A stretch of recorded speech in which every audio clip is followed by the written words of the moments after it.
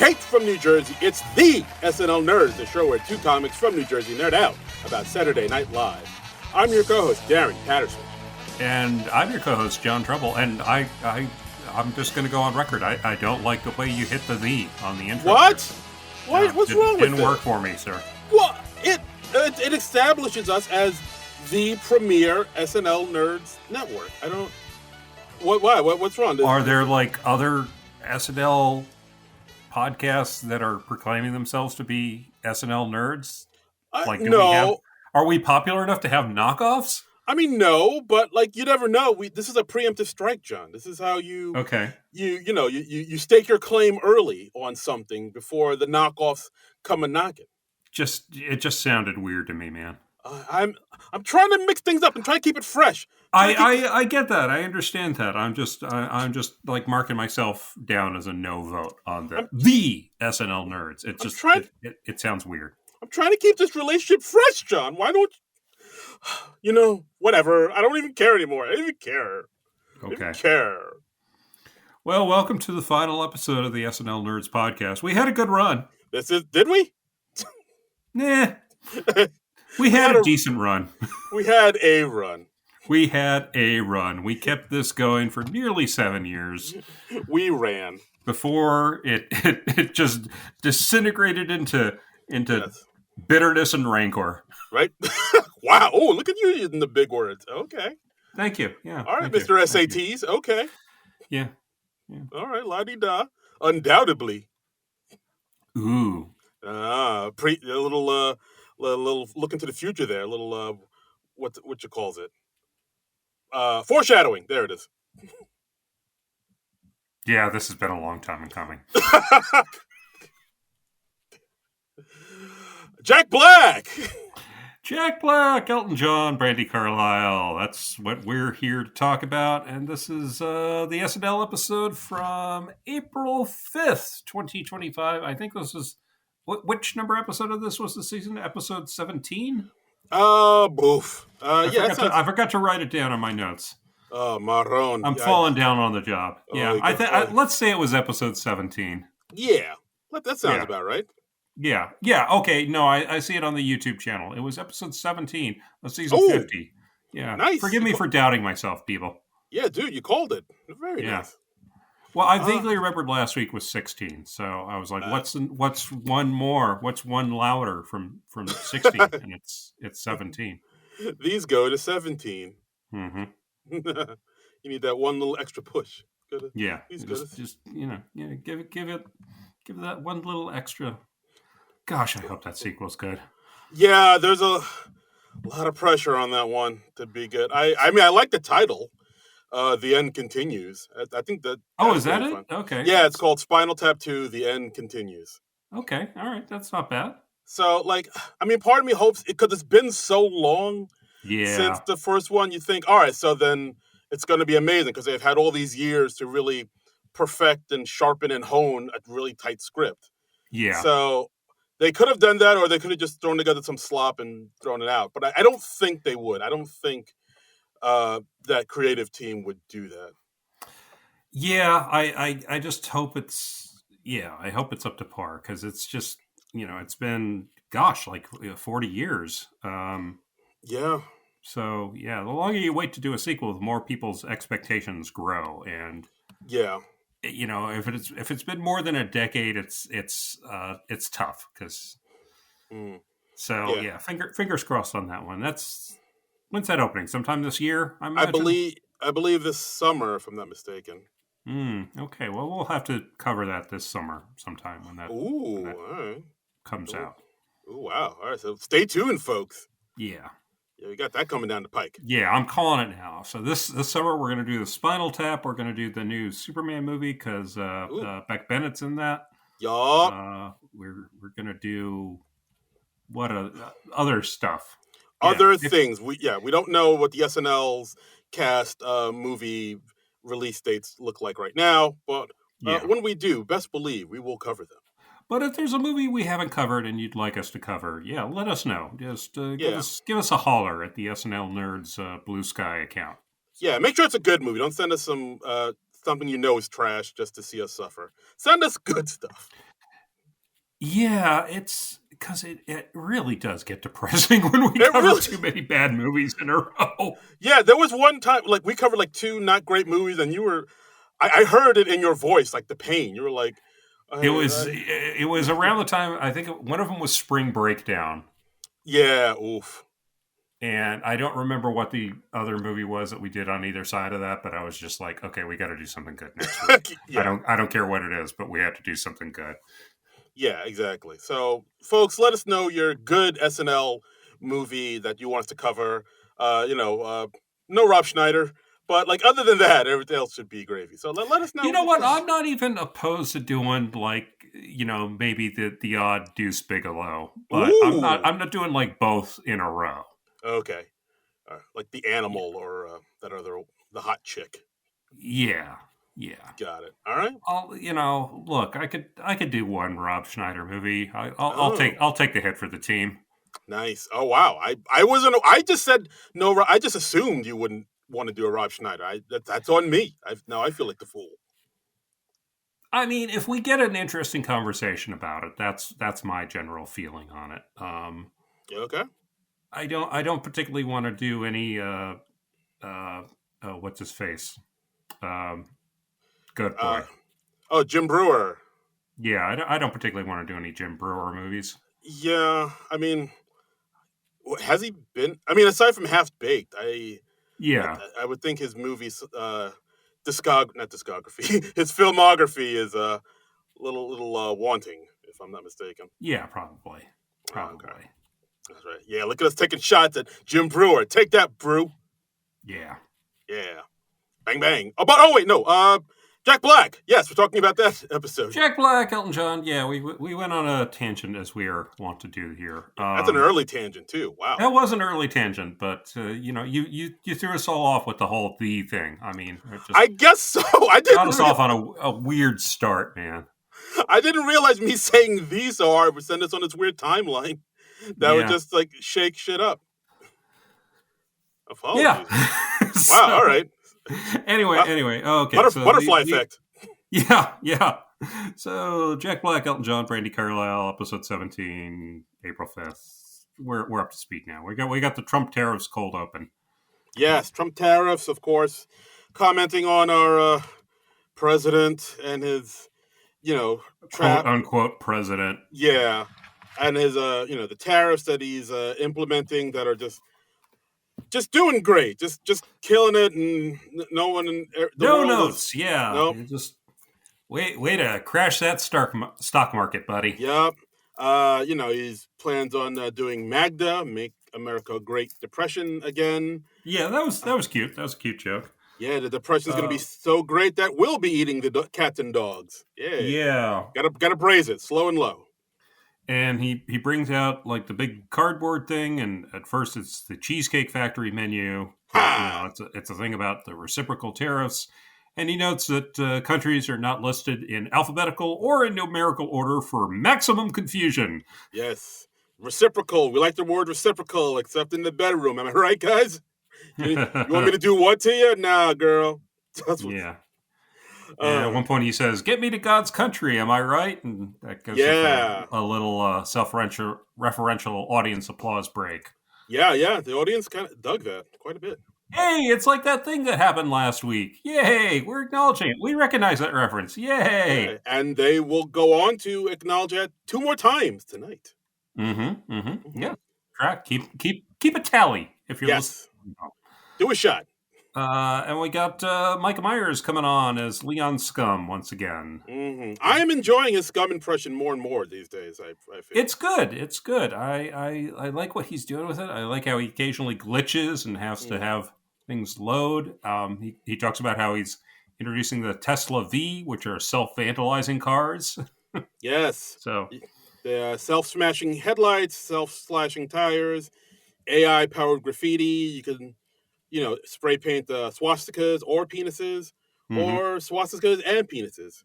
Yeah. And I did like the line Trump said, "Oh, swastikas and penises. We truly are the party of Lincoln." Yeah. I didn't like a line that Myers had towards the end where he says, like, "I'm really smart and these tariffs are dumb," and I'm like, No, because Yeah, that was a the little guy you're weird. playing is not smart. Stop selling that myth. He is like they always want to have like somebody be the voice of reason, and I'm not buying it. I'm not here for it. So I was just like, no, don't do that. Bad SNL, bad. Yeah, I mean, You're gonna maybe. rub your nose in this. Go in the Oh, corner. Think about what you did. I mean, maybe he was playing it in character because Scum does think he's smart, but he's Yeah, not he that smart. So does, but maybe. I don't know the way the way they presented that in the sketch. I didn't Yeah, get that vibe. He was like, yeah, I'm really smart and these terrorists are dumb," and I was like, "No, this man is not smart. That has been proven time and time again." yeah. No, I see what you mean. Like it was a thing where because he thinks he's very smart, but he's not smart. So you don't know Yeah, if he's saying that in character as Scum or not. So it is a little ambiguous yeah. for there. But So that bent me out of shape a little bit. yeah. But other than that, not a bad cold open, I'd say. It's decent if we have to. Yeah, if we have to see Trump and all that, this wasn't as painful as it usually is, I suppose. Yeah, it was So, okay.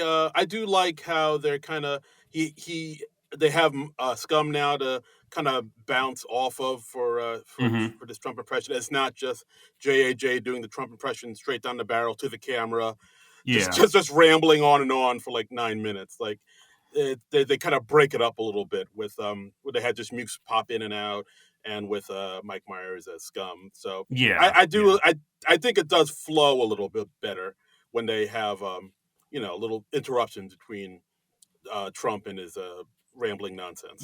yeah. I mean, I did like how he's like, "Hey, be on camera," and Dismukes is like, "No, no, thank you."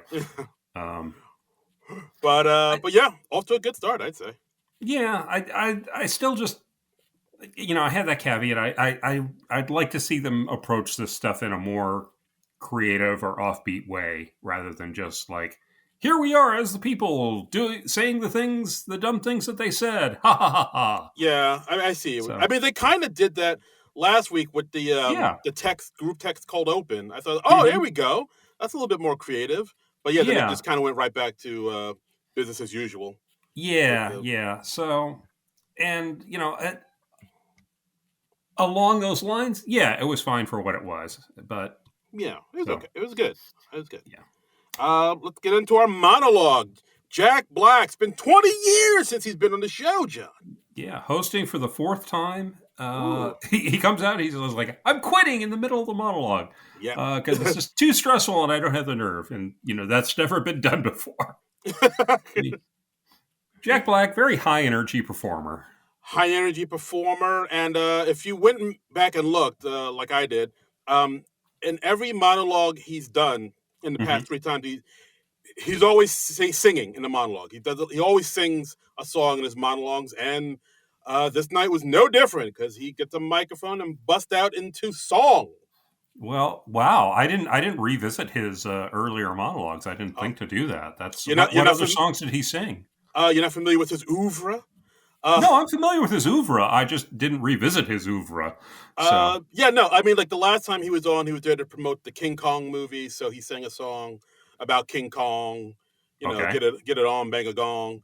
And then he said right. something. I believe he said that, but like, and the first two times, I forget what he sang about, but it was like there was singing involved. Like in all of his episodes, he does sing in a number of sketches, quite a bit. Yeah, well, I mean, he is known as an actor and as a singer, as a Mm. musical performer. He's in the Tenacious D, as I Oh, understand. oh, I understand. Oh, I know. Oh, I'm Yeah, aware of the D. yeah. I'm aware of the D. So here he starts singing Aerosmith's "Back in the Saddle" again. Just Mm. talking about like how he's hosting SNL again, and he's like, "The riff has given me the power to host again." The power to rock. Yeah. And he goes through and he names all his films since he last hosted, which really made me realize the guy's done a whole lot of family films. He's really pivoted more than Yeah. I'd realized. I mean, Jumanji, Super Mario, Kung Fu Panda. Yeah, and Nacho Libre, which I mean, that's that movie he did that was directed by Jared Hess, who directed the new Minecraft movie that is here to Oh, promote. yeah. Okay. Well, that makes Yeah, sense. Yeah, and he also did Napoleon Dynamite back in the day. he did do Napoleon So, Dynamite back in the day. and he goes out into the audience, and he's run through there. Bill Burr and Kieran Culkin are sitting in the audience. Yeah, just randomly. I think Judy Gold, the comedian, is next to Bill Burr too. Oh, is she really? I didn't Yeah, spot her. I'm pretty sure I saw her there. Yeah. I read in the YouTube comments, and I double checked this. Questlove can be seen when Jack Black's like walking back down the stairs. You can see Questlove in What? the audience, and I How was did I like, miss that? "Well, Huh. it's real quick. It's real I quick." I would have seen that afro. Okay. All right. You did not see that afro. I mean, I did not see that afro, but one YouTube commenter saw that afro, and I went back and I was like, "Yep, that's Questlove, all right." I was really surprised because I always imagine like when celebs are there watching SNL, they're like watching from backstage somewhere. Yeah, you think they'd You be don't think like of them like in the audience, but yeah, you think they'd be like in the skybox or like some fancy seats for yeah, that us plebeians can't get into. The yeah, VIP but they're section. there with the unwashed masses, with the Oh. rabble, with yeah, Yeah.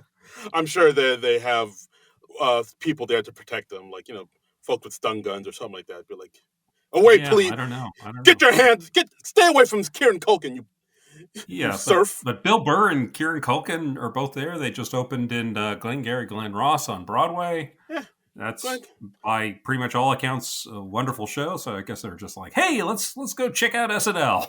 yeah, let's check out SNL. Yeah, Yeah, let's yeah. check it out. Yeah, We're both beloved hosts. yeah, We're gonna go see SNL. yeah. We're Well, gonna go man, see our buddy Jack. yeah, go see Jack. Gonna see Yeah, Jack, sweetheart. Yeah. My Bill Burr impression is just top notch. yeah. And I unfortunately don't have a Kieran Culkin in my back pocket, so you get Wow, two Bill Burrs. That's how we roll. that's right. Double up on Burr. And so Jack Black's he's singing all about the show. He introduces Helen and Marquisio because he hasn't watched the show in a long time. Yeah, there's Uh, also a marching band that comes out. yeah, he's got a marching band. He also, says hey to Keenan, and a Mm-hmm. little fun fact: little JB, Jack Black, he hosted the very first episode for Keenan Thompson back in 2003. Wow. Yeah, yeah, So you can host a show on his first episode, leave for 20 years, come back 20 years later, and Keenan is still freaking there. yep. It's wild, man. You never left. And we got Keenan joining in on cowbell. We got Helen and Marquisio on tambourine and glockenspiel. Just real fun, high energy monologue. I enjoyed it. Yeah, he brought the energy. He's a 55-year-old man. He's an older fellow, but he's still got it, doing forward floor rolls and Mm-hmm. just jumping around and screaming and hooping and hollering. I mean, yeah, Jack Black is back, baby. Gets you hyped up for the show. Yeah. Mm-hmm. Absolutely. So All right. good Yeah, stuff. Fun stuff. yeah. Fun monologue. Fun monologue. First up, Indiana Jones. Indiana Jones. We got a dating game type game show, not a dame show, or kind of a dame show. Really, if you think about it, because we got a dame there who's like looking to get a date, looking Yeah. for a love match. We got some bachelors there. We got James Austin Johnson and Marquisio, and Jack Black as Gene, and he's dressed as Indiana Jones.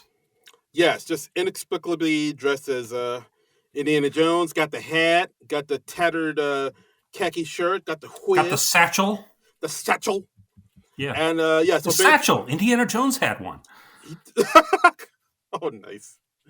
And so he's dressed as Indiana Jones, and the host, Andrew Smukes, is very confused and slowly gets angered because Yeah. he points out that, hey, why are you dressed like Indiana Jones? Right. And Gene says, "What is that? What is Indiana Jones? I don't know what that is. Is that like Hilfiger? What is Indiana Jones?" Yeah. And like Gene at first he gives an answer that the Bachelorette really likes. The Bachelorette was Chloe, if I remember correctly, right? Correct. Yes. And she's like, "Oh, hey, I really like that." And Dismuke says, "Like, hey, I think you should know he's dressed as Indiana Jones." um, I'm not supposed to say anything, yeah, but he's dressed like Indiana Jones. yeah, and that's kind of the whole gag. Is he's dressed like Indiana Jones, but he claims he doesn't know who Indiana Jones was. Yeah, and yeah, so it just kind of basically it's a simple premise. It kind of builds from there. He just and Gene just is very adamant in that he doesn't know who Mhm. Indiana Jones is.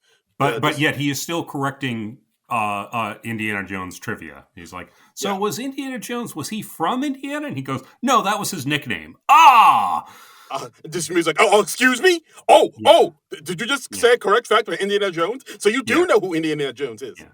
So what's your biggest fear? Oh, I'm going to say snakes. Oh God. Yeah, and I did like that one line where because uh the host just makes so hmm hyper fixated on uh Gene just as Indiana Jones, he doesn't talk to the other contestants. So Right. JAJ says, "Hey, I haven't gotten a question yet. What can we do about that?" Yeah, yeah. I also love that they're saying like, well, since we're getting into what Gene looks like, maybe we should say what we look like.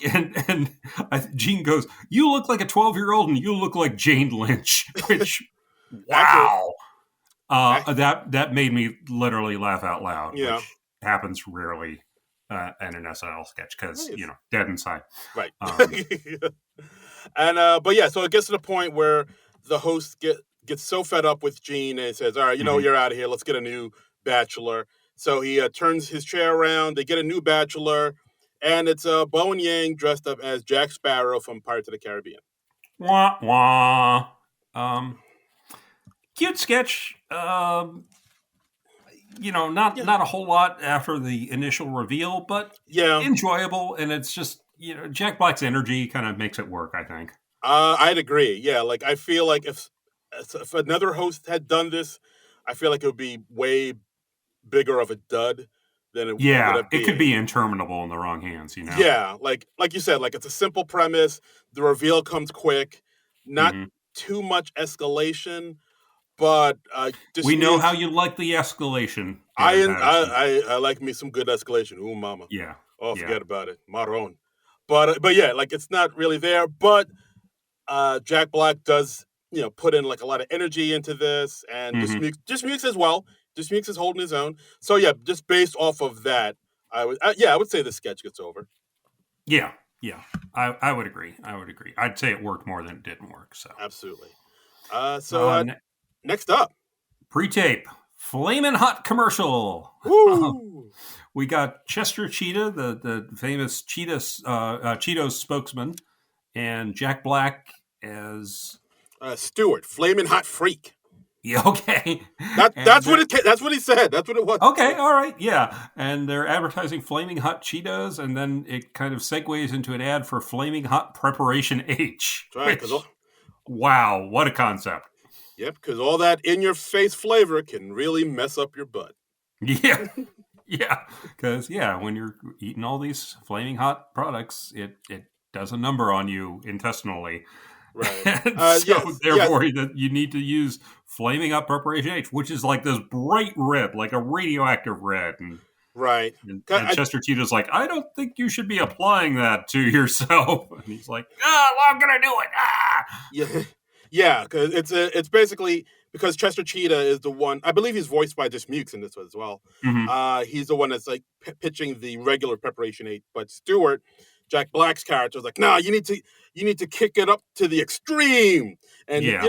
flaming hot Big Guy preparation. Fieri type energy here. Yeah, 200,000 Scoville units, and Yeah. and then and then Chester's like, oh, good lord, why would you put that on your anus? Yeah. Yeah. This is real quick. It's like just under 2 minutes, but very funny. I really enjoyed this. Yeah, It was so stupid and out there. It was fun. yeah, yeah. It's quick. It's in and out. I mean, Yeah, the it's fact what that you want in a commercial parody. I think. yeah, Jack Black with his pants down, trying to apply preparation H on his butthole in the middle of a living room. It has Yeah, that. While the that's party, just good, clean fun right there. yeah, while the party looks on in horror. Yeah, it's another thing. Like there weren't any other cast members in this except for Dismukes as the voice. So it's hmm just the voice of Dismukes and Jack Black making this little sketch go.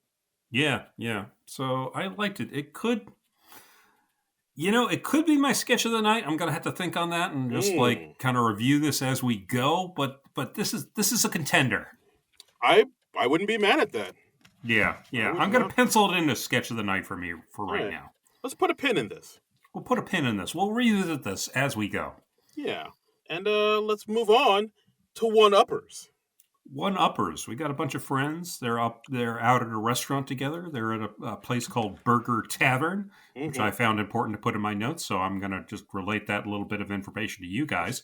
Yes. Now you know it. And yeah, as they're talking, we got the people one upping each other. Like Jack Black, they're talking about screen time, and people are like, "Oh, I do this many hours on my phone. I do this many hours," and Jack Black's like, "Oh, well, I only have 2 hours because I gave up on all social media." Yeah. And we get And a little "Ah!" sound effect. yeah, basically they do, I guess, like the little humble brags where they say things Mm-hmm. like, "Oh, I only read physical books," and then they shoot Right. a look to the camera, and you Mm-hmm. hear like an eagle cry or a hawk screech. Yeah. So, and that's basically goes on throughout the entire sketch, where Mm-hmm. like then we have Bowen with his sweater, and like Jack Black's like, "Oh, where'd you get that sweater?" "Oh, I thrifted it from Yeah. Goodwill, where I volunteer." Shoot face Yeah. to the camera. Gah! And then they turn to another camera and then just Yes. again. And Yeah, it's almost like a like Debbie Downer-ish, where like there's no real punchline, but the punchline is looking into the camera and a noise playing in the background. yeah, but it's also like a little bit of the Penelope energy Mm, where she's always trying to one up the people. So right. like if Penelope and Debbie Downer had a baby, that it would be this sketch, I think. I would say, yeah. And then everybody Yeah. else in the at this table gets in on it. We see like Chloe saying, "Oh, I Hmm. saw a foreign film with no subtitles," and then Oh. she shoots a look to the camera and gives a look. Um, I did like this one joke where I think they were talking about vacationing, and then Jack Hmm. Black says, "Well, I don't go to beaches anymore. I only go to black-owned pools." And then he shoots a look. I was like, "Black-owned pools." Sure. Yeah, that's what you got to do. Yeah, so then everybody else is shooting, looks into the camera. I think Ego says, "Well, I'm on call right now. I'm always on call when you're a teacher for special kids for special needs kids who speak Spanish." And like, but when she does it, she gets like a tiger growl. You hear Hmm. a sword unsheath, and then you hear Yeah. that "oh wow" noise. Yes. Yeah. Yeah, so it just keeps ramping up, and then we see Sarah and Dismukes are a couple, then they want to get on it, so they say, "Well, we're poly," but then you Yeah. And just then we get a fart sound effect. yeah, and then she just says, "Oh, excuse me," and then like Yeah. Sarah breaks a little bit, Yeah. Yeah. There is some cast breaking in this. right? And then Heidi comes in as the waitress. I'm sorry. Who? Do you Heidi, mean Helen? yes, hell. Oh, you know what? I'm sorry, my notes are Yeah. Okay. Yeah. my notes were mistaken. Yeah, so Helen Yeah. comes in as the waitress, saying, "Hey, just wanted to you guys know I'm actually about to be done for the day because I have to pick up my son who I adopted from China." And of course, she gives three looks into the camera, lifts Hmm. her arm, and says, "Come, Morelius." And we Yeah. see this giant puppet eagle land on her arm. Yeah. And Yeah. then everybody's like, "Oh, that's where that noise was coming from." Yeah. Yeah. Uh, just something I appreciated about the sketches this week. They all had like definite endings. They didn't all Yes. try to give you like a big gag at the end or like an unexpected twist at the end. So Yeah, I like definite. that. It didn't have that thing that sometimes plagues some so SNL sketches where they just kind of peter out. Yeah, we're getting definite endings again, guys. It's Yeah. back, baby. It's Yeah. back. Woo! I mean, you could tell they were really writing to the host this week. All the stuff kind of matched Jack Black's energy. Yes, right. He's a Yeah. high energy performer. He goes like 110%, and the sketches we got this week really matched that, I think. Yeah, I totally agree. I know I see her on Instagram. Like Heidi's a huge Jack Black fan, and she I'm was sorry, like, who?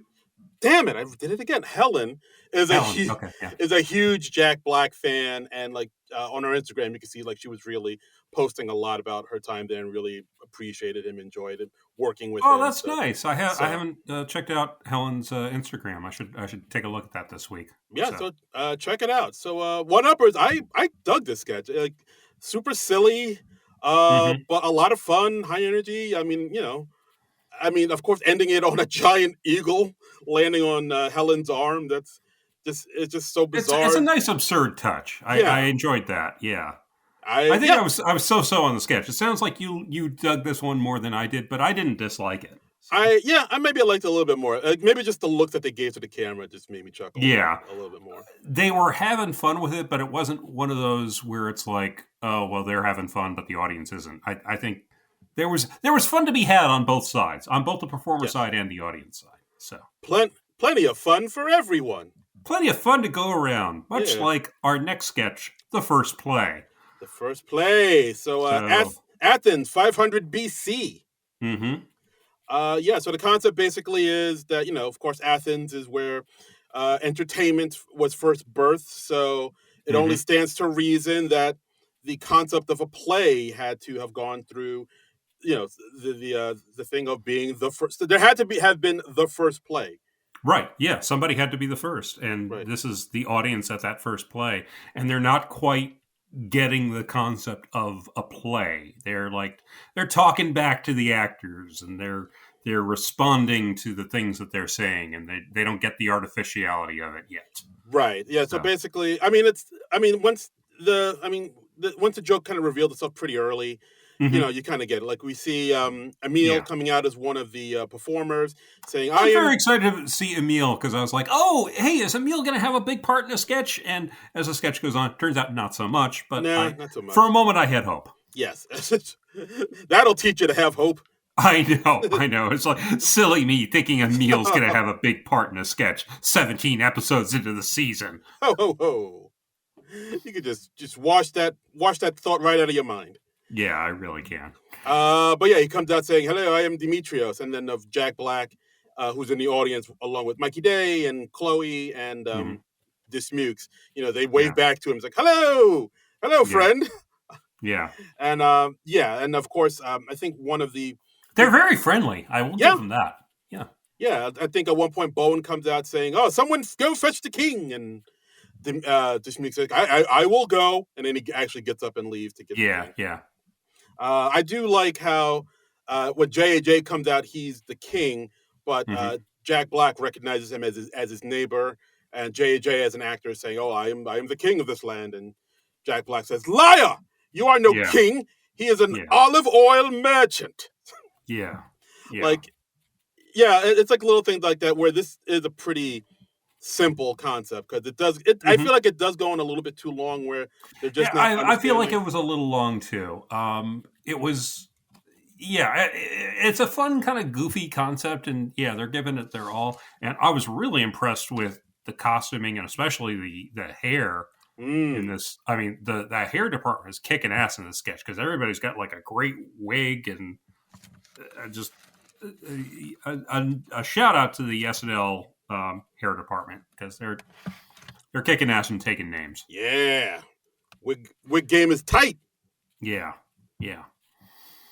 Yeah. And Yeah. I like the gag at the end where they're just sort of they're like, hey, why should we continue watching this when you're just lying? And then somebody just goes, well, in the next scene there's nudity, and they're like, oh, hey, great, I love the theater. yeah, yeah. Yeah. So this sketch was written by Streeter, Mikey, and Chloe. Well, that sounds right. Yeah, that scans. Yeah, that That tracks. seems very much like a Streeter Mikey thing in particular. Yeah, Yeah. and But yeah, Chloe had a hand in it too, eh? she had Okay. a hand in it too. Yeah, but I mean, this sketch I thought was okay. Again, it's another thing where if Jack Black wasn't in it, I could see this being pretty lit. Interminable. Yeah. Yeah, but like he's one of those performers that can make a sketch better, and I feel like he did hmm that here. Like I thought the Yeah. sketch was okay enough, but if he wasn't in it, I probably would have disliked it a lot more. Yeah. Yeah. I think that's fair. I think that's fair. Hmm. Next, we got another pre-tape. We got Goth Kid on Vacation. Yes, Wagwan. This What's that? Wagwan. That's like Jamaican talk, I believe. Oh, okay. All right. I'm sorry, I didn't mean to throw you off. Yeah. Uh, but yeah, this one was written I by thought I'd misheard you, and you're speaking foreign talk. Speak America. But yeah, this one was written by Streeter and a video directed by a friend of the podcast, Mike Diva. Oh, nice. Yeah. So it's just we got Keenan and Ego. They're playing. They're a Jamaican couple. They're singing a song about vacationing in Jamaica. And the turn is we got Michael Longfellow as a goth kid on vacation with his family, and it's he is not there for it. He's there in his long leather coat and all that, and he's Yes. just not enjoying himself at all. Yeah, like like you said, like they're two people talking about Jamaica and in times of trouble. What's the one thing that can make them laugh and smile? And that's when Mm-hmm. you see white families visit Jamaica, and they always have that one goth kid dressed up Mm-hmm. all in black, wearing combat boots, looking at pictures of his big bone girlfriend on his phone. Such an unusually specific detail. I Yeah, love that. I was like, wow. And they had a lyric in there about how he's just like holed up in the room, and he's like, I read my graphic novels so I can masturbate. And Yes. he is reading. I did spot this. He is reading a copy of The Killing Joke, which That Alan is Moore and Brian Bolland's very famous Batman Joker graphic novel. Which, if you're a comic book fan, that is where Barbara Gordon, the former Batgirl, got shot through the spine and crippled for life, and and ultimately in other comic books ends up becoming Oracle.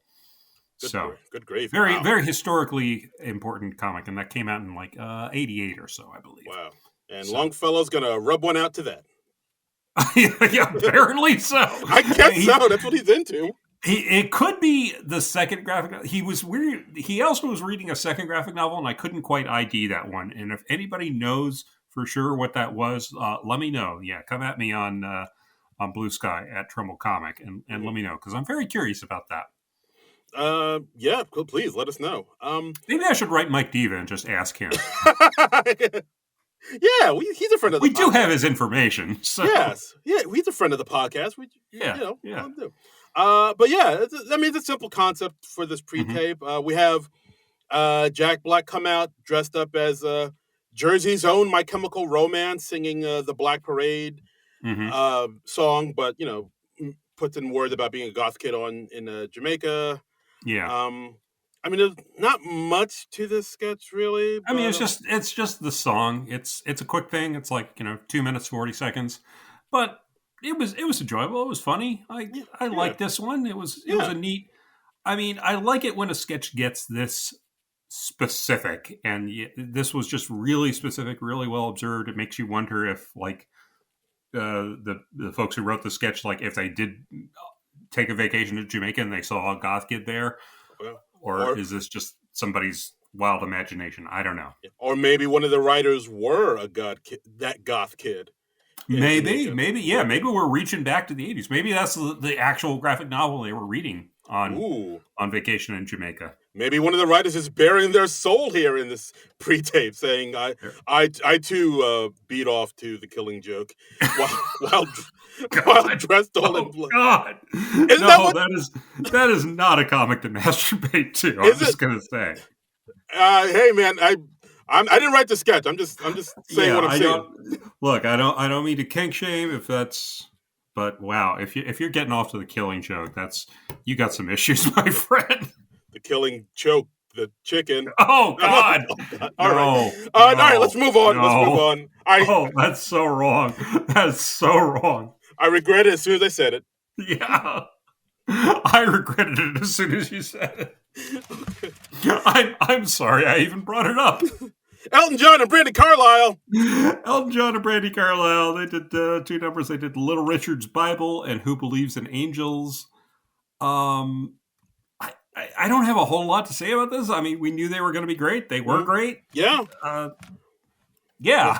Yeah, it was great. They kicked ass. The first song, Little Richard Bible, it kind of had a vibe of an old 70s Elton John song, which I dug. And, which is very convenient because Elton John was right there. Ooh, nice. Yeah. And then the second song was great too. Like Brandi was taking the lead on that, and Mm-hmm.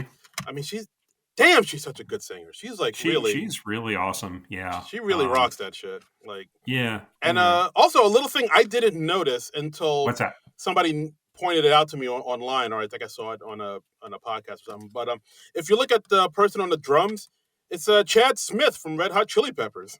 Is it really? It's hard to see because he's not lit. He's like kind of Yeah. in the shadows, but you just saw a guy who looked vaguely like Will Ferrell. I heard. I mean, I heard, and I heard people on podcasts saying, "Oh no, it's him."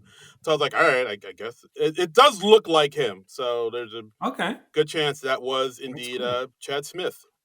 All right, so we liked the musical numbers. I think we have to tackle the big question, which is: does Lorne Michaels know who Elton John and Brandi Carlile are? What do you think, Darren? He's got to. It's Elton John. He's got to know Elton John. Yeah, I feel like Lorne. I think it's a safe bet that Lorne knows who Elton John is. He was the musical guest back in the 80s. Yeah. And he's Elton John. He's Elton John. And Brandi Carlile was on the show like 2 times before. Yeah, so I feel safe in saying that Lorne knows who both of these people are. I agree. And he's not just faking his way through it the way he usually does with a musical guest. Elton, Brandi, how are you? Yeah. I feel like I don't know if he saw the movie Rocket Man or anything like that, but I feel fairly certain that Lorne knows who Elton John is and also knows who Brandi Carlile is. Agreed. So, I'd put money on that. I'd bet the farm that he knows those two. Yeah. All right. So we're locking in our answers there. Yes, locked Elton in. John or Lorne Michaels knows both Elton John and Brandi Carlile. Mm-hmm. Yeah. It might have taken him 2 times for Brandi Carlile to really stick in his head, but I feel like he has her down now. For sure. Because this is her, 3rd time on the show? Oh shoot, I had it written 3rd down. or 4th? I didn't look it up. I think it's her 3rd. I want to say 3rd. I think it's her 3rd. It's at least her 3rd. I'll look it up. I think it's her. But yeah, she's no stranger to this show. I'm sure, I feel like she's going to be one of those regulars they go to every so often. They seem to like her, and I think it's usually a good sign when they have the musical guest mixing in sketches. So yes, absolutely. And again, hell of a singer. Of foreshadowing for later on in the evening, perhaps. Okay, so this is the 3rd time she was on, actually. 3rd time. Told you. Never doubt me again. Yes, sir. Yeah, because she was on the Sudeikis episode and then the Steve Martin short episode. Yeah, so we've covered all of her appearances on SNL now. So hey now, back when Lorne didn't know who she was. Yeah, I know. We've covered the spectrum. We've covered the gamut. So we've been on a journey here. Yes, wow. So all right, we settle it. Lorne knows who they are. Done. Weekend update. Colin Jost. Michael Che. Yeah. Strong weekend update, I'd say. I really dug this one. I like Jost has a strong joke early on. He says, money is leaving the stock market faster than Morgan Wallen at good nights. Pow! Got him! Take that, Wallen. Yeah. Ha! All up in your grill. And Che has jokes about how Trump is talking about how the U.S. has been plundered and raped by other countries financially, and Trump will not stand for plundering. Yeah, good joke. He also joked about because Cory Booker had that great filibuster this week where he talked for more than 25 hours, and he broke a record of noted racist Strom Thurmond, who was speaking out against civil rights back in the day. Stay classy, Strom Thurmond. Oh boy. And he just, and Cory Booker amazingly talks for more than 25 minutes and, not doing that usual just talking nonsense to just take up time BS. He stayed on topic for the entire time and was articulate and complete sentences and stuff. And Che goes I've been talking for 45 seconds and I already want to go home. I'm exhausted. That was great. I feel seen. And of course, there's that one quick Russell Brand joke, who was recently convicted of, not convicted. Not convicted, but accused. Accused Yeah. which of course, and then of course they say, well, which makes this video a lot more unnerving. Yeah. Cut to when Russell Brand hosted SNL, and he's introducing musical guest Chris Brown. Wow. Good matchup of host and musical guest, I guess. Yeah, I think Joe's like, yeah, we really know how to match them up, don't we? Yeah. Really know how to pair them. It's like, wow, yeah. So that Russell Brand story, yeah. Who ever could have seen this coming except anyone who's been exposed to Russell Brand in any capacity whatsoever? Yeah, he just, I mean, it still blows my mind that he was like kind of a big deal in the U.S. for a while. They were really kind of hyping him up, but even back then, I was like, he's not that funny, and he gives off kind of a creepy vibe, yeah. Like super oily, greasy vibes. Like, yeah. Thank you. I mean, I did enjoy him in Forgetting Sarah Marshall. Great breakout performance. Yeah. I mean, that's because he got a little spun-off movie, Get Him to the Greek. I went to see that. I was mixed on it, but I enjoyed it overall. Did you see? He's not untalented. I actually even read his book. He had a book called My Bookie Book, which was like a memoir. Oh. I remember it being a little disappointing because I was like, I want him to get more into like his nutty drug addictions and stuff, and he didn't so much. Oh. And so I barely remember it. But anyway, yeah, very, very creepy vibe. Yeah. Did you see his? Did you see his the author reboot? I did not. I have my limits. Okay. And that's where you drew the line. That's where I drew the line. That was, no, because it did not look funny. Did you see it? No, I have not. Yeah. I mean, I guess we could do it for the podcast, but is there an SNL person in it? I'm gonna look. I think it's him. It's Helen Mirren. I think Jennifer Garner's in it. Okay, I'm looking it up now. Boom, boom, boom. Helen Mirren, Jennifer Garner, Greta Gerwig. Whoa. Oh, back when she was primarily an actress. Okay. Yeah. Gerald, Louise Guzman, Nick Nolte. What an odd cast this thing has. That's what it says. What the hell, man? Evander Holyfield. What? That's what I'm saying. You're just making shit up now. I'm not. I swear to God. And the other actors, I don't really recognize their names. All right, yeah. So there's no SNL connection. All right, never mind. Okay. Forget it. Whew, dodge that bullet. Woo! All right. So yeah, let's talk about the death segment. The couple you can't believe are together, and John, they got names: Grant and Alyssa. They do. They got the names. The names are new for this appearance, right? I think they had them last time, but I don't think they. Okay. They didn't introduce them really. I mean, we're still describing their character traits in the intro. So I mean, yeah. But still, they got names, baby stuff. But hey, they have names, so hey, good on you, SNL writers. Yeah, apparently they obviously listen to the podcast, so they obviously listen to the podcast, and they're like, we're gonna give them names just to make John happy. Yay! You could also maybe leave a nice 5-star review if you're listening there, guys, which I know you are. Yeah. Hey, I mean, you can do that anonymously. No one will know it's you. Yeah, SNL writers, or even non-SNL writers, if you want to review the podcast, rate and review it. Yeah. Spread the word and all that fun stuff. Yeah, tickets to a taping would be nice, too. That'd be great.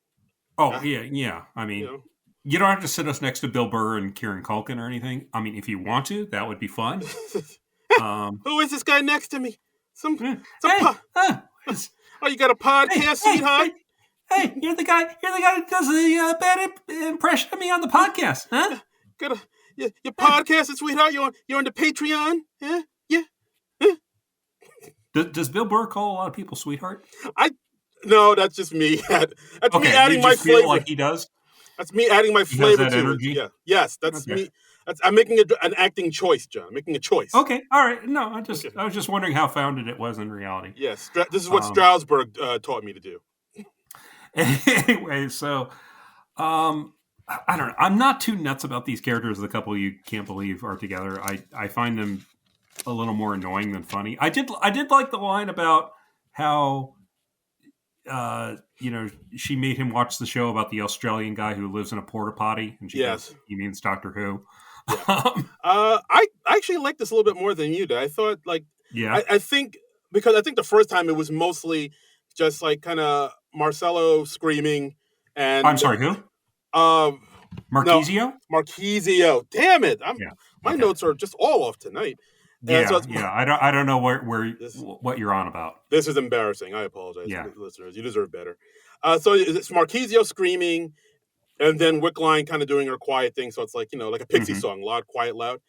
But I Yeah. think they were able to sort of put in a little bit more jokes and kind of flesh out the characters a little bit more, like making, Grant more of a Yeah. himbo, saying, "Oh, we're gonna live happily ever after," like Romeo and Juliet, I assume, Yeah. like Yeah, little because things he like that. hasn't read it. And I he like how he I don't gave, know. The performances were really broad, and I guess I'm mostly talking about Marquisio here.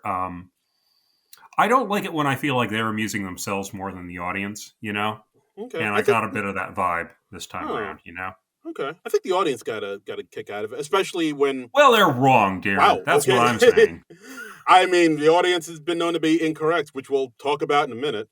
Well, yeah, but like, yeah, but I don't know. I think this worked a little bit more for me, especially like little like lines where Jane Wickline is like the quiet one, but then she'll say something Yeah, like, "If you come for my man, I'll break a bitch off like a Kit Kat bar."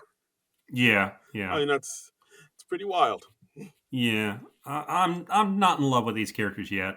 All right, If this is the last we see them, I'm fine with that. If they bring him back again, I'll be like, oh, okay, all right. Well, we're doing this again. here So here we go again. yeah. And then next up, we got the one that a lot of people are talking about, Ego Hmm. Wodum on the White House Correspondents' Dinner. Yeah, I'd say if this episode had a viral moment, this was it. Yeah, for sure. This was the big news this week was that they announced that they're not going to have a host for the White House Correspondents' Dinner Uh, this year. yeah, they were going to have Amber Amber Ruffin, Ruffin, yeah, a queer black woman from who wrote for, Late Night with Seth Meyers yeah, Late Night with Seth Meyers. I and the don't know Amber if they, Ruffin Show, yeah, and like I don't know if they booked her before or after the election, but either way, like they took that invite right on back, and like they're like, no, we want to stay neutral, and we don't want to. Basically, yeah, they don't want to upset the baby king. So like hmm, they're hmm, not having it. So Ego comes out saying, "Oh, they should have had me on the correspondence dinner because everybody they don't want to do it because everybody always makes fun of the politicians and the president. Like I would just make fun of right, the dinner." And yeah. then Ego goes in front of the desk, and some writer on the staff really likes Def Comedy Jam It comedians was from the real 90s. Def Comedy Jam vibes, yeah. Yeah, because like they did that on the Chalamet episode during that coffee barista Uh-huh, sketch uh-huh, where like yeah. Timothy was like going into his Def Comedy Jam thing. Like somebody really likes Def Comedy Jam over there at SNL. I'm gonna say Shay. You know what? Yeah. It's just a gut feeling, but it feels like Shay would be a Def Comedy Jam fan. Watch it be like one of the PDD boys or something like that. Yeah, no, it's probably somebody totally unexpected. It's like, Yeah, no, it's Martin. He loves that shit. yeah, What? yeah.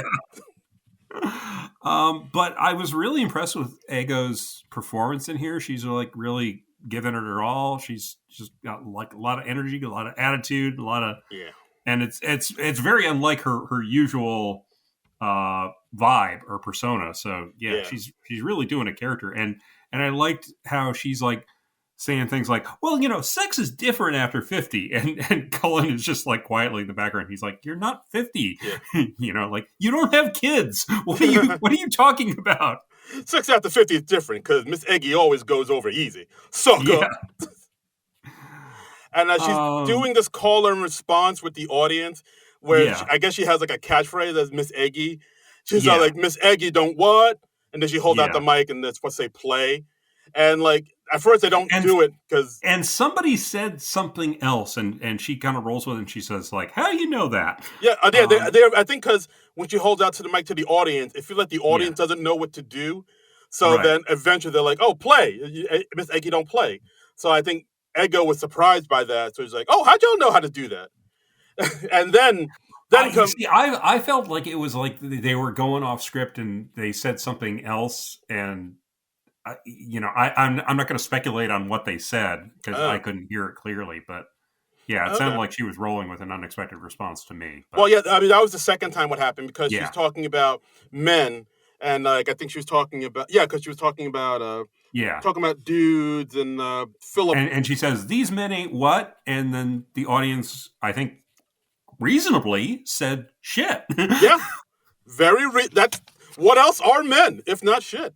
Yeah, because it's like, you ain't shit. That's an actual phrase, and it honestly, it wasn't clear at all what she wanted the audience to chant. I don't know what response she was going for.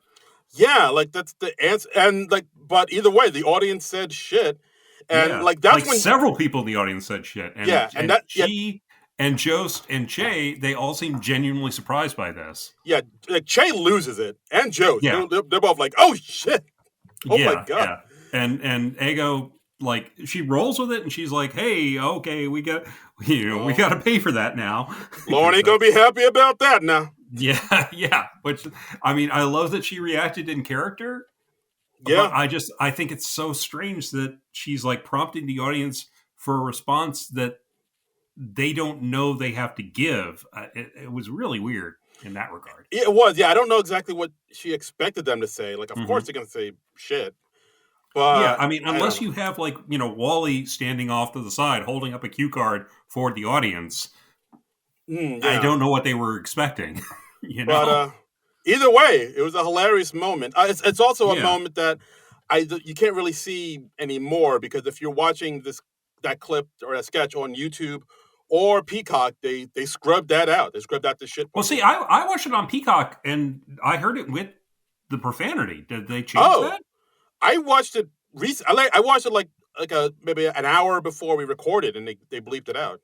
Oh, well, okay. Well, I watched it yesterday morning, Oh, and they had not. So that ooh, surprises me. hmm, conspiracy Hmm. time. Okay. Hmm. But I think you can find the clip of the audience saying shit. I think I've seen it on There's like got to be some sort of bootleg out there, and yeah, yeah, it is. It is amusing. It's yeah, unfortunate that they did loop it out on YouTube. yeah. I mean, But I saw it live, so I heard it. I heard him say shit. And I even wrote my note. Did someone say shit? yeah, yeah. But See, but yeah, that's what you're always hoping for with a live show is you want to see something unexpected happen. Not necessarily like something screwing up, but you want to see those spontaneous moments, and those are the SNL moments that people end up talking about. So indeed, indeed, and yeah, that was wow, quite a moment. yeah, uh, I just don't know what response they were hoping for though. I Because like yeah, I don't know. because what men ain't if they're not shit. I don't know. Doo doo. Yeah, I don't know. It was Men very odd. men ain't nothing. Yeah. Yeah, it doesn't have the same. It don't work the Weird, same. right? It is a Yeah. little weird. Weird. But either ways, really like Weekend Update. Like I can always count on Weekend Update being pretty strong in like any episode of SNL. Like I feel like these days for sure. Yeah, I mean they've got it figured out at this point. Hmm. I feel my gut feeling is that Jost and Shay are probably going to leave after this season, after season 50. Mm, It's a good one to go out on, and I feel like yeah, because they have now hosted S Weekend Update longer than anybody else, I feel like we are due, or maybe even a little overdue for a change. I'd agree with that. Like if they, I wouldn't mind seeing them mix it up, yeah, I feel like Longfellow could step in and definitely. do a good I job with it. yeah, like I feel like the fact that you don't see him in a lot of sketches too much. Yeah. I So mean, like I don't know if he wants the gig, but I feel like he has the right sort of energy for it. I feel like he would be the best fit for the gig. I hope Yeah. I hope they offer it to him. Like if he wants it, I feel Yeah. like he would be a strong contender for the But, Weekend Update. who knows? Maybe it's going to be somebody totally out of left field. Maybe they'll bring in a writer to do it like they did with Tina Fey or with Colin himself. Mm. So, Or Seth, yeah. they have a lot of success with people who do update and nothing but updates. So, Right. yeah. So fair enough. We shall see. Who knows what the future holds, dear listener. Who knows? Who Hmm. knows? But yeah, either way, Weekend Update, loved it. Mm-hmm. Yep. And now it's time to be making love. Making love. Oh yeah. Making love for two. Making Oh, love for 2 minutes. oh God. Oh, Flight of the Conchords. I love you. Flight of the Conchords is so damn good, man. I was So, late to the party on that, but uh, it's great show. it's business. It's business time. Business hours are over, baby. Oh, forget about it. Making love.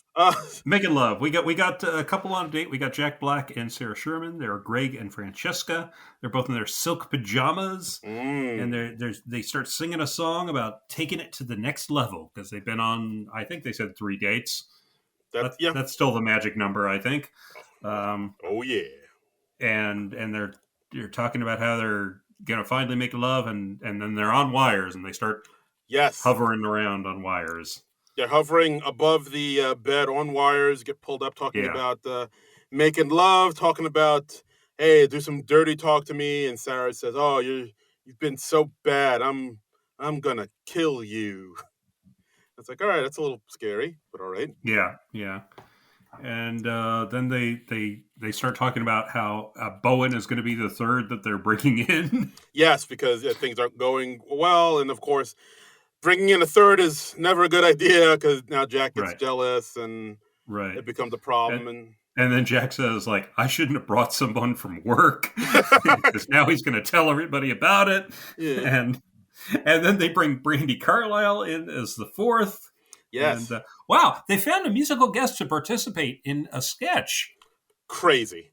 So they let me get this straight. They asked a musical guest to participate in the sketch. The musical guest said yes, and they didn't have to bring in Joe Jonas. Huh. Ooh, damn. Huh. Savage. Interesting. It's almost as if the musical guest has a good sense of humor and enjoys being on the show and realizes what a true joy and privilege it is to be on the show, and it shouldn't be treated like a goddamn chore. Or something it's almost like they wanted to be there and they enjoy spending time with the people at SNL and the cast, and they're like, yeah, sure, I'll do that. That sounds like fun. Yeah. Like they're a sport, Yeah, like you don't have to go through it and endure it like a grumpy child who's been dragged to church or some shit. Right, and they don't put up like a passive-aggressive post on Instagram just, shitting on the show and the entire region of the country where they shot the show. Yeah, and it turns out that thing they put on Instagram, they made that catchphrase and put it on their crappy T-shirts and shitty hats. So the whole thing seemed like it was just some big fucking scam, some ploy to sell your crappy tchotchkes. Right, yeah. So it's almost like Brandi Carlile is, by all appearances, a decent person, and others, we'll make up a name for this hypothetical musical guest. We'll call him Wailing Morgan. Yeah. And Morgan Malin. It's almost like they're a gigantic piece of crap. The big old pile of turds. Yeah. Like just turds in human form. Yep, just turds in a trucker hat. Anyway, so Brandi Carlile's in there and making love, yeah, and she's also on wires, and so she advises the couple to just always remember to be kind and gentle, and remember to always to take turns. And of course, Bowen says, "Take turns? They don't do that, you lesbian." Yeah, it was cute. This is sort of out there. This is another one where the sketches, I mean, they're really writing to the host here, and they're really matching his energy. Yes. I can't imagine this with anyone but Jack Black, really. So agreed. Yeah.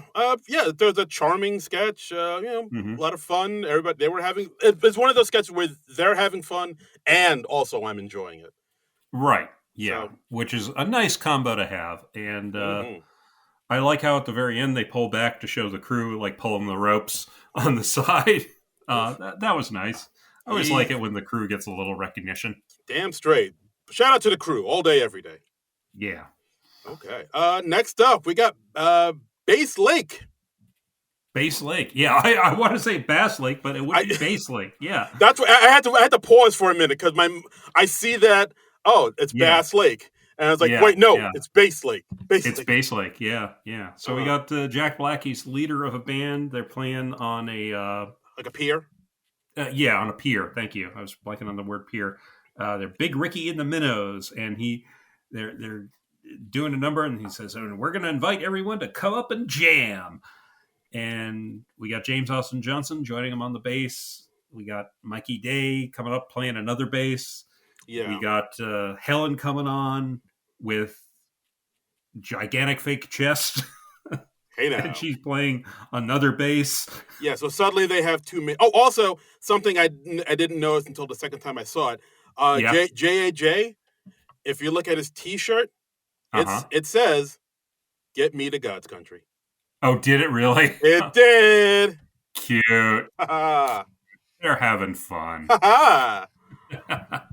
Perhaps Mr. Morgan Wallen will not be returning to SNL for a third musical guest appearance. I would be flabbergasted if they asked him to come back on the show.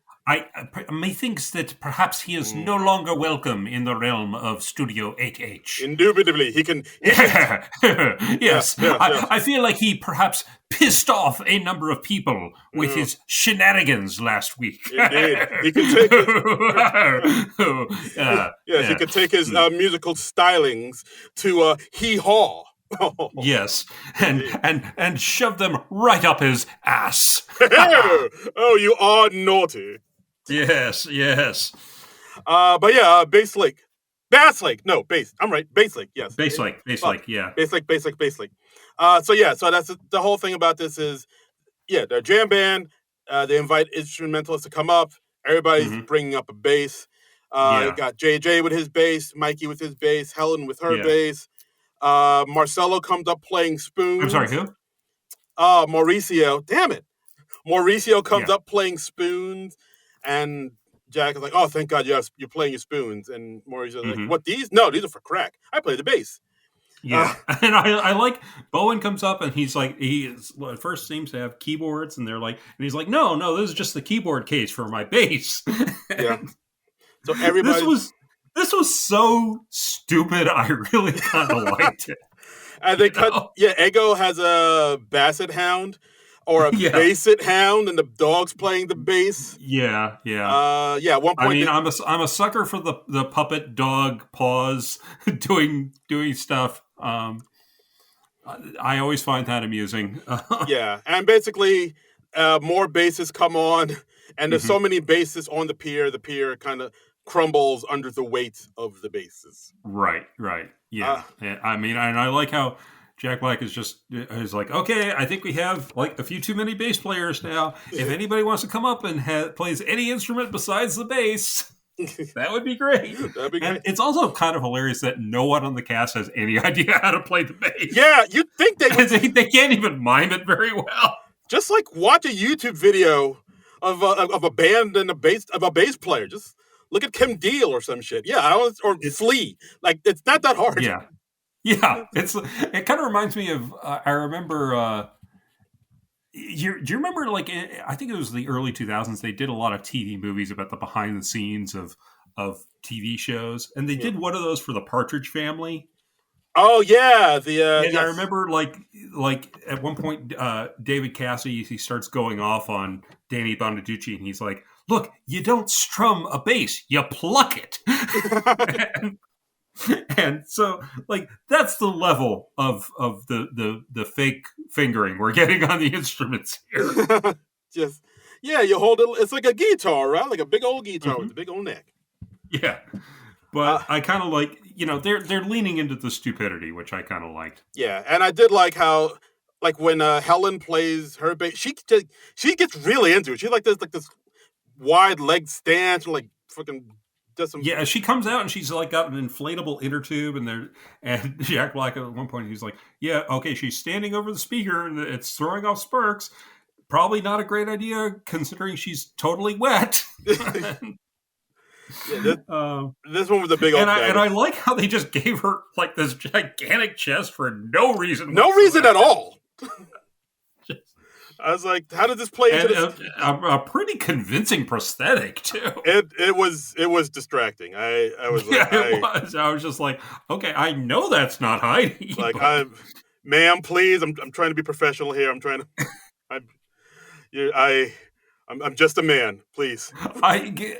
which is really weird because I remember I guess a few months back at this point, like Chloe Feynman was posting on her Instagram, and she was wearing like prosthetic boobs for some sketch or another that I don't even remember, and she was like answering the door of her dressing room, and so I'm like, do we have just giant prosthetic boobs for every female member of the cast now? Is that a thing? We just have those hanging up Yeah. in something? I don't know. Do we SNL? Do we? Let us know. We need to know. Dewey SNL, because Uh, that's kind of weird. and But yes, SNL is a very unique workplace, I suppose. yes. And where can I purchase them? Okay, all right. Flag on that play. He said We took it too jokingly. far. He said, He said ironically. yes. Yeah. I was so close. I was so close to not sound like a creep. And there we go. Yeah. Damn it. Yeah. All right. Well, okay, so Times Square kiss. All right. Speaking of being a creep, Times Square kiss. Yeah. So We're 1945. Japan surrenders. The war is over, and we got that famous kiss in Times Square. You know the picture of the sailor kissing the nurse, and here in the sketch, Jack Black is her boyfriend, and he's like, "Hey, what's up with that? What were you doing there?" yes, what's the big deal there, sweetheart? Yeah. Kissing who's that palooka you giving the old smoosharoo? And then they have other folks coming in. We have like Dismukes coming in, and he's kissing Helen for way, way too long. Mm-hmm. And Jack Black has gotten like 4 hot dogs, and Keenan comes in. And he's like, "Hey, I've got your 5th hot dog, and I'm just gonna wait around to kiss your girlfriend." Yeah. And Oh yeah, because he got 4 hot dogs, but then Right. Heidi or Helen realized Helen. like none of them are for her. Yeah. It's like, well, you got 4 hot dogs and none of them are for me. It's like, well, if you want another hot dog, you should have told me. I would have gotten you a hot dog. Yeah. And it comes out that over the course of the sketch that Jack Black's character he didn't serve in the military, but he did draw racist cartoons during the war. Yes, racist propaganda cartoons of the Japanese emperor. Right. So he did his part. Right. And at one point, like James L. Johnson, he's like, "Hey, look, I know we're in World War II, but wow, those were really racist." Yes. I think that was Mikey, actually. That's that. Oh, is it Mikey? Okay. Yeah. And he said, yeah, that was, even for wartime, that was really, you're a sick man. You need help. Yeah, I stand corrected. And let's see.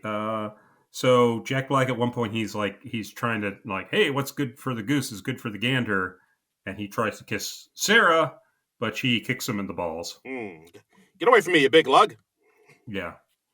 And Helen kisses Mikey, and then they start cracking up during the kiss because I guess it's weird because they're friends. They've known each other forever, and yeah, they just start laughing at the absurdity of it. Yeah, this one, it was kind of all over the place. This one, it wasn't. I didn't like the sketch. I have some problems with this sketch. I feel like it was a really weak way to end the show. Yeah, I agree. I had trouble going along with the premise of this because I know a little about that famous photo, and I actually just looked up, like, there's a Wikipedia page on this picture. The title of the picture is VJ Day in Times Square, and it's by Alfred Eisenstein. And it's got, the sailor, and he's kissing a total stranger, and apparently she was a dental assistant. All right. But like I said, they were strangers, and apparently there is some question on who the real people were. They've never positively identified the people. They have like some reasonable guesses, and there have been some people who came forward and were like, "Oh, I was the man or the woman in that photo." And the apparently the leading candidate for person claiming to be the woman in the photo was a woman named Greta Zimmer Friedman. Okay. And I knew, though, that she apparently had come forward and she said, like, "Oh, no, I did not know that person. I did not want him to kiss me. And, if you look at the body language there, she's very surprised, and she's like, Oh. I don't know. Yeah. So Oh, is this like an it assault? gives like a bit of a creepy undercurrent to that photo. Oh, dear. I didn't And so know. I was like, I Mm. was not totally there for like, oh, we're doing a sketch about how she was really into it. And I was like, I know too much to like really appreciate this sketch. Oh, I didn't know all that. Oh, so it's like, So yeah.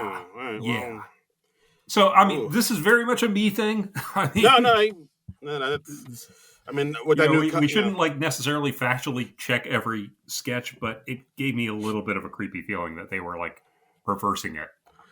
yeah, wow, You know? I didn't know that backstory at all. Wow, but Yeah. yeah, like under those circumstances, yeah, the sketch is, it's not even, Yeah. it's not, it's definitely not great. I mean, 'cause just without that, I thought the Yeah. sketch was kind of pretty weak. It seemed that they kind of had an idea for this sketch, but they didn't really Yeah. kind of know where to take it, so they had to. And it's not an unfunny idea of the guy of her boyfriend getting bent out of shape. Yeah, but then they had to add other things like the hot dog thing that doesn't. I mean, I guess it comes Yeah. back because It was weird. at the And very also end, like and it was like, oh hey, I served, I was a cartoonist and I made racist cartoons, and I was like, oh ha ha ha ha. And here's another thing where my knowledge was kind of tripping up my enjoyment of the sketch. right? Like because I'm a big comic book guy, I know what a number of famous comic artists and things and people like that did during World War II. Like Jack Kirby, who created like half the Marvel universe, he would like sneak into enemy lines and make drawings of enemy camps and maps and things Oh for wow! that. So like, yeah, there are some cartoonists who did some badass shit during World War II, Oh shit! and not just like making racist uh, cartoons of Japanese people. Boy, all So, right. Wow, the more you know. so yeah. Basically, I knew too much to really enjoy this Oh sketch. god! Sometimes knowledge isn't power, kids. I think that's Yeah, what we're trying to say here. it really tripped me up on this one. So, Okay, but yeah, I admit my bias, but I didn't think it was a terribly funny sketch, and it wasn't up to the level of the rest of the stuff they did during the show. yeah, this is definitely the weakest one of the night. I mean, Jack Black, God bless him, he does what he can with the sketch, but it just seems like there's not a lot there. Yeah, I thought it performed well. Yeah, yeah. It's good in that regard. I mean, and I liked, I liked like, oh, even for World War II, that's really racist. Um, I'm a sucker for when like people in historical sketches like step out of time and they have like a knowledge that they shouldn't have about the future. Yes.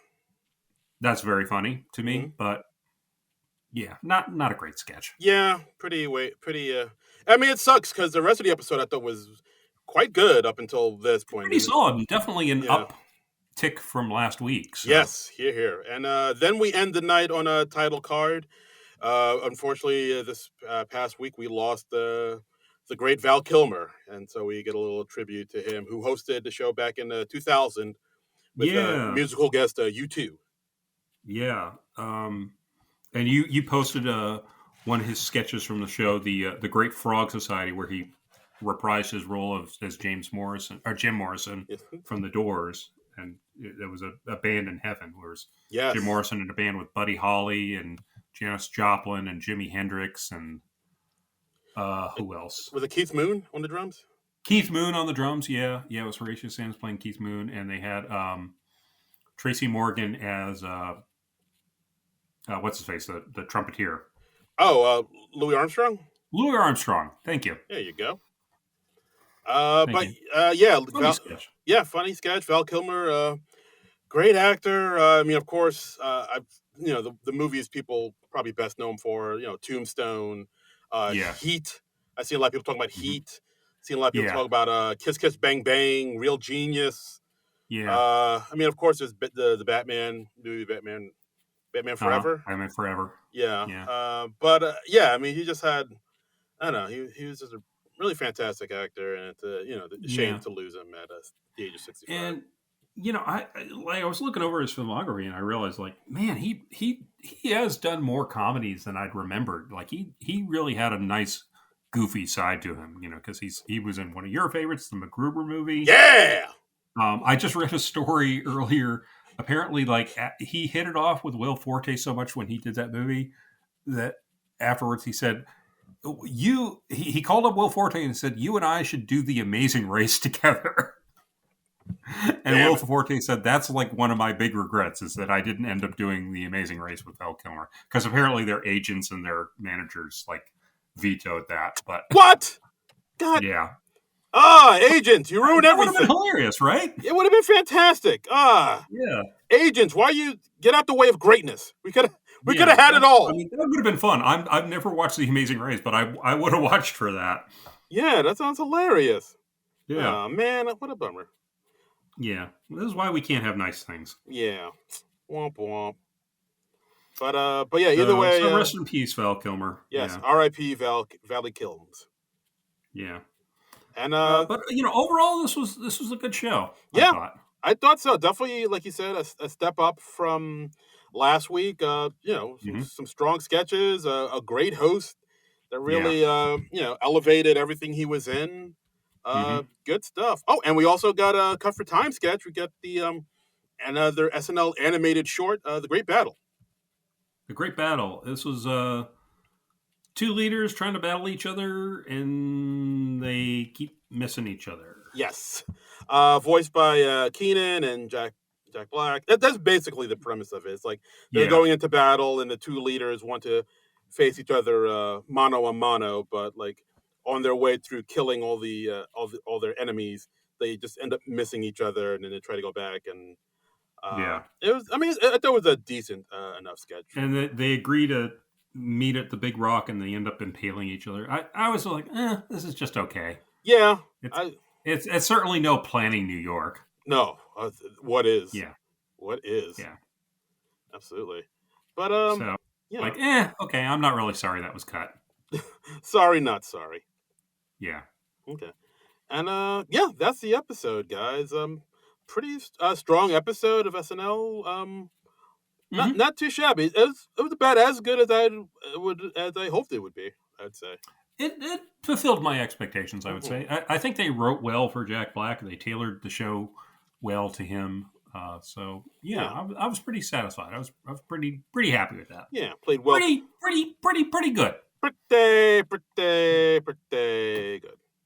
Yeah, But yeah. enough about us. What did our listeners think? What did the folks out there think about this Oh, episode? let's see. We got some comments on the Blue Sky here.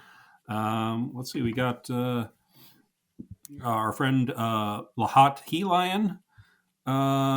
He says, "Hello, fellow nerds. Fun fact: I have never seen any of the Indiana Jones movies. Wow. Heathen. Yes. Um, Unfriend watch us now. the first three at least. Yeah. Um, Only what the last two. they're But skippable. yeah, definitely watch the first three. It Yeah, lives up to the yeah. hype. Raiders of the Lost Ark, all time classic movie. Mm, Temple of Doom, pretty good sequel. Last Crusade finishes strong. So yeah, they're all good. They're all worth seeing. here. All of those three. Okay. Anyway, he says, I know all about them, just never watched it. Well, you got to fix that, man. Yeah. I mean, Yep. what kind of Helion are you if you've never seen an Indiana Jones movie? He says, anyway, I love Jack Black. He gave us coked out energy. Well, okay. Yeah. Ooh, all right. Hey now. We should just note, legally, we do not know if that was coked out energy. Yes. He may just be naturally energetic. He says, the weekend update was hilarious. Skits were great. All in all, great show. But if you guys didn't like it, it sucked. Oh, So, thanks. wow.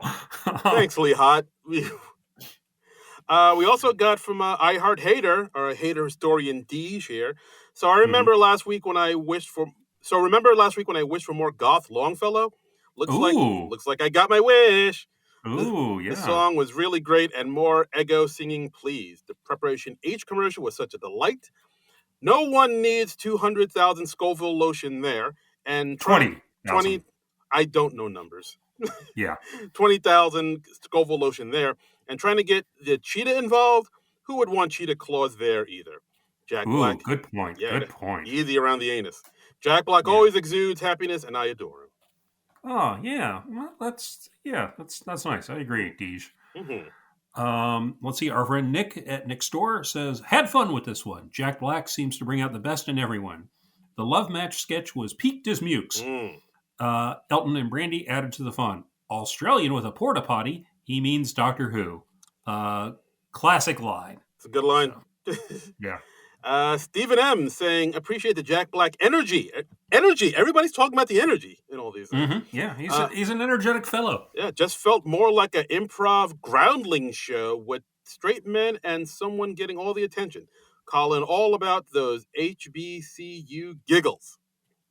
Oh, that's the HBCU joke they had in Weekend Update, which was a solid joke, I thought.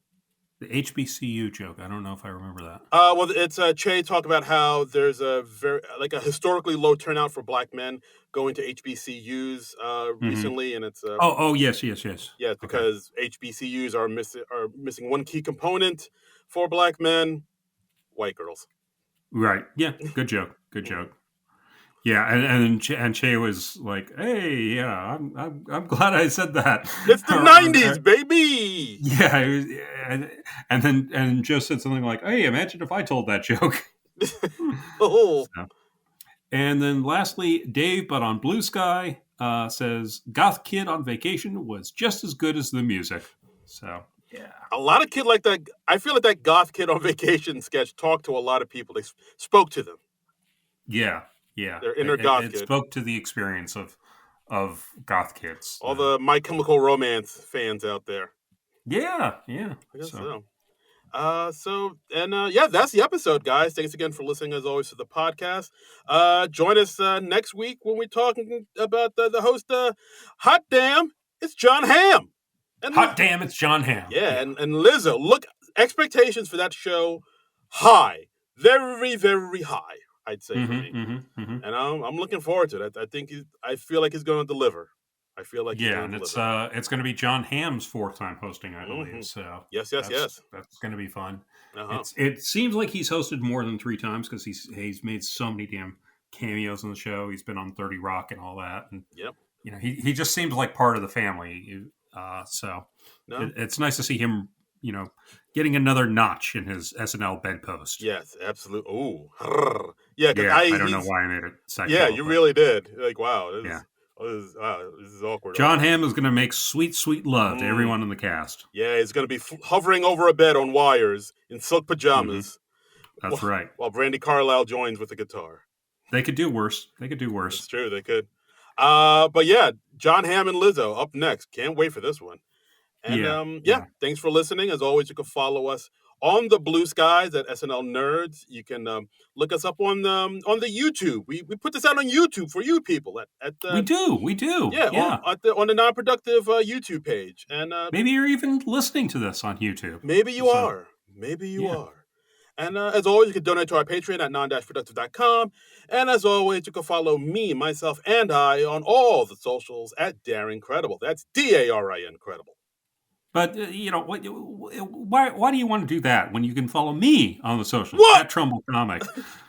That's TRUMBULL and the word comic. Yeah, follow me. I'm much cooler than Darren. They can follow us both. It's not Sophie's choice. No, make a choice, damn it. We're in time of war. That's right. Make a choice. Jeez. I came at you at the beginning of the podcast. I'm coming at you at the end, baby. Oh, knives out. Yeah. Ha! Oh, boy. All right, well. No, follow us both. There you go. There it is. We're both good follows. Yeah, there it is. All right. And, I guess that's the episode. Jack Black, great episode. John Hamm coming up next week. Looking forward to it. Great episode to be. Looking forward to it. We'll be here. We'll be talking about the John Hamm. We'll be talking about the Lizzo and maybe some other stuff. Maybe we'll have a fun tangent or two in that one. Ooh. So you never know. You never know where our little flight to fancy might take us. So please join us next week for that fun discussion. But until then, nerds out! This has been a non-productive media presentation. Executive producer, Frank Hablawi. This program and many others like it on the Non-Productive Network is distributed under a Creative Commons Attribution Non-Commercial No Derivatives license. Please share it, but ask before trying to change it or sell it. For more information, visit non-productive.com.